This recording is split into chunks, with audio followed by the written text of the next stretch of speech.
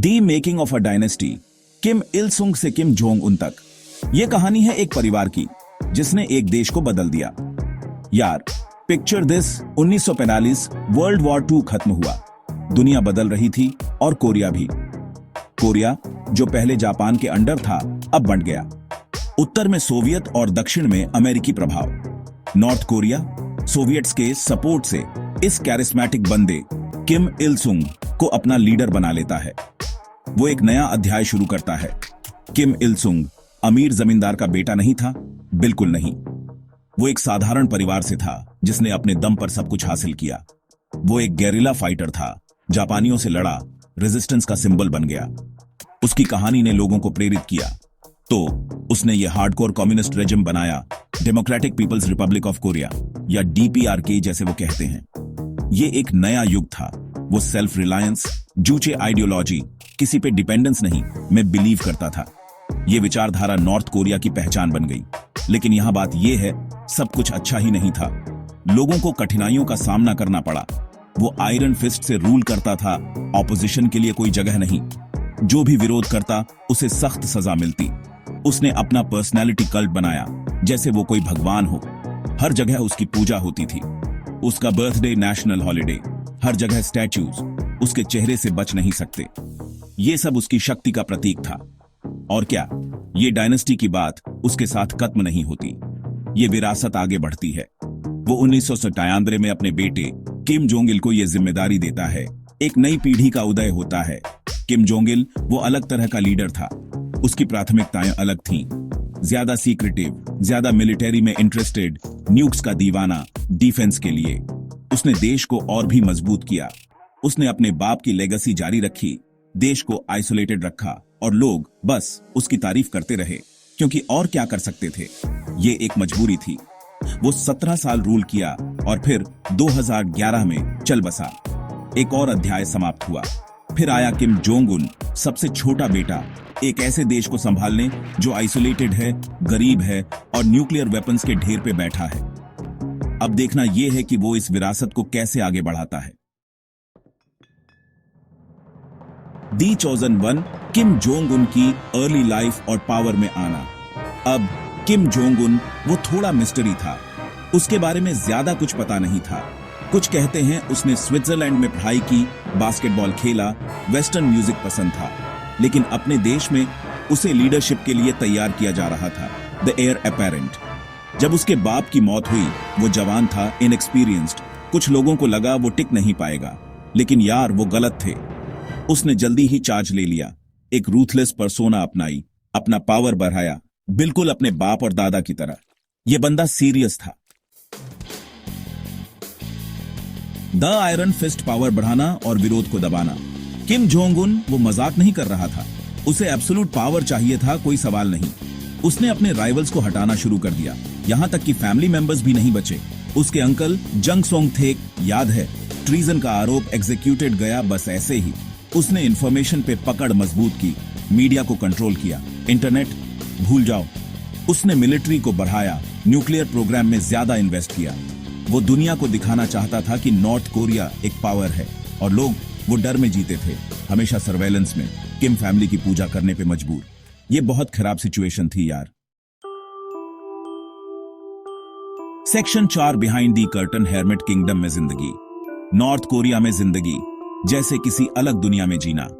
सोचो, एक ऐसी जगह जहां कोई फ्रीडम नहीं, बाहर की कोई इंफॉर्मेशन नहीं, सब कुछ गवर्नमेंट कंट्रोल करता है, कपड़ों से लेकर म्यूजिक तक। लोगों को लगातार प्रोपागेंडा दिखाया जाता है, किम फैमिली की तारीफ, उन्हें बताया जाता है कि वो कितने लकी हैं डीपीआरके में रहने के लिए। जैसे एक बड़े बबल में रहना, रियलिटी से कटे हुए, खाना कम, बिजली अनरिलायबल, और कंप्लेन करने की तो सोचो भी मत। गवर्नमेंट हमेशा देख रही है, सुन रही है, और अगर तुमने लाइन क्रॉस की तो तुम गायब। डर वाली बात है ना? Section 5, the nuclear threat, world stage पे एक खतरनाक खेल। अब बात करते हैं उस चीज के बारे में जिसके बारे में कोई बात नहीं करता, नॉर्थ कोरिया का न्यूक्लियर प्रोग्राम। यह प्रोग्राम सिर्फ एक देश की सुरक्षा का मामला नहीं है, बल्कि पूरी दुनिया के लिए एक गंभीर चिंता का विषय है। वो मिसाइल्स टेस्ट कर रहे हैं, और ये टेस्ट्स लगातार हो रहे हैं। जिससे क्षेत्रीय स्थिरता को खतरा है। न्यूक्लियर टेस्ट्स कर रहे हैं और ये टेस्ट्स न केवल पर्यावरण के लिए हानिकारक हैं बल्कि वैश्विक शांति के लिए भी एक बड़ा खतरा है और पूरी दुनिया परेशान है। हर देश इस स्थिति को लेकर चिंतित है और समाधान की तलाश में है। किम जोंग उन कहता है ये सेल्फ डिफेंस के लिए है, लेकिन क्या ये सच में सिर्फ आत्मरक्षा के लिए है? उन्हें न्यूक्स चाहिए फॉरेन एग्रेशन से बचने के लिए, लेकिन क्या ये हथियार वास्तव में सुरक्षा की गारंटी दे सकते हैं? लेकिन बहुतों का मानना है कि ये एक बार्गेनिंग चिप है, अटेंशन पाने का तरीका और शायद सैंक्शन से जो उनकी इकोनॉमी को तबाह कर रहे हैं से बचने का एक तरीका, जो उनकी इकोनॉमी को तबाह कर रहे हैं और इस वजह से वहां के लोग बहुत कठिनाइयों का सामना कर रहे हैं। कुछ इकोनॉमिक रिलीफ पाने का तरीका, ये एक जटिल स्थिति है जिसमें कई परतें हैं। यूएस, साउथ कोरिया, जापान सब सोच रहे हैं कि इस बंदे से कैसे डील करें। हर कोई अपने तरीके से इस समस्या का हल निकालने की कोशिश कर रहा है। ये एक टेंस सिचुएशन है। एक असली पाउडर केज और एक गलत कदम डिजास्टर्स कॉन्सिक्वेंसेस ला सकता है। हमें बहुत सावधानी से आगे बढ़ना होगा और एक गलत कदम डिजास्टर्स कॉन्सिक्वेंसेस ला सकता है। इस स्थिति को संभालने के लिए अंतर्राष्ट्रीय सहयोग और समझदारी की आवश्यकता है।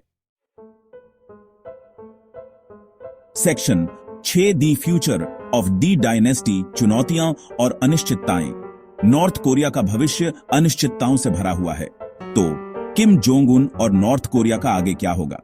यह $1 मिलियन क्वेश्चन है। किम जोंग उन की लीडरशिप में देश ने कई उतार चढ़ाव देखे हैं। उसे बहुत सारी चैलेंजेस का सामना करना पड़ रहा है। एक क्रम्बलिंग इकोनॉमी, इंटरनेशनल प्रेशर और सैंक्शंस का कांस्टेंट थ्रेट। इन सब के बावजूद किम जोंग उन ने अपनी पकड़ बनाए रखी है। लेकिन वो एक सर्वाइवर भी है, एक मास्टर मैनिपुलेटर, और उसने दिखाया है कि वो पावर में बने रहने के लिए कुछ भी करने को तैयार है।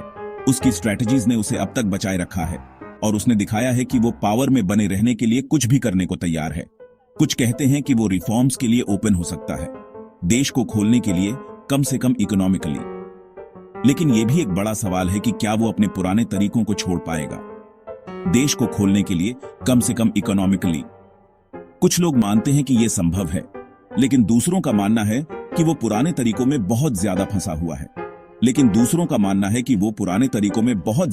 हुआ है।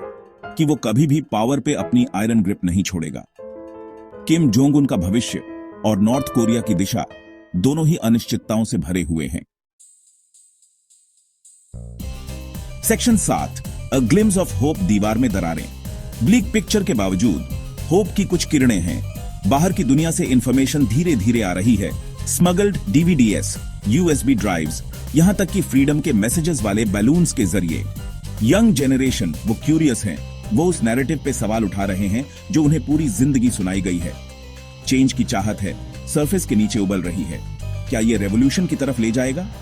कहना मुश्किल है, लेकिन एक बात पक्की है, नॉर्थ कोरिया की सिचुएशन कॉम्प्लेक्स है, अनप्रेडिक्टेबल है और दुनिया आने वाले सालों में क्या होगा ये देखने के लिए बारीकी से देखेगी।